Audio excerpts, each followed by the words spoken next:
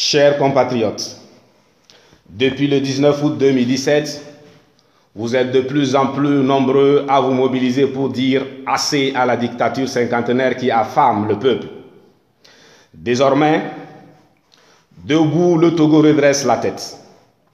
À travers le sacrifice renouvelé pour la mère patrie, les Togolais renouent avec la fierté d'être Togolais. Face aux manifestations gigantesques sur l'étendue du territoire national à l'appel de l'opposition, une réponse à deux volets.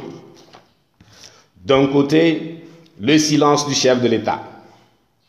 De l'autre, la répression aveugle exercée par l'armée qui assiège villes, villages et campagnes du pays. La violence qui est l'expression de ce pouvoir sourd, muet, aveugle, contraste avec le caractère absolument pacifique des manifestations. Nous ne demandons pas à l'armée d'être du côté de l'opposition. Nous lui demandons tout simplement d'être à sa place et de jouer le rôle qui est le sien. Le mariage entre l'armée et le parti au pouvoir, RPT-UNIR, a assez causé de tort à notre pays. À quand le divorce salutaire? Pendant que nous nous battons pour la liberté, la justice et la prospérité pour tous, ils nous tuent. Ils nous pourchassent jusque dans la forêt sur la route de notre exil de Mango au Ghana.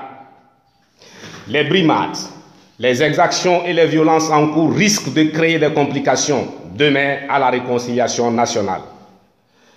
Les Togolais qui manifestent dans la rue ne demandent pas autre chose que de vivre un état normal, pas plus. À l'opposition, nous ne nous opposons pas à la sortie de Fort par la grande porte, mais à lui de choisir en sachant que sa minorité ne peut s'opposer à la marche du monde, encore moins au destin de tout un peuple. Durant toutes ces semaines de lutte, les manipulations les plus grotesques, les intimidations et les menaces, les gaz lacrymogènes, les tirs à balles en caoutchouc, les tirs à balles réelles, les arrestations et les emprisonnements arbitraires, les pertes en vies humaines n'ont entamé en rien votre engagement et votre détermination à arracher l'alternance. Chers compatriotes, l'heure de l'ultime marche de libération a sonné. Nous devons conclure la lutte.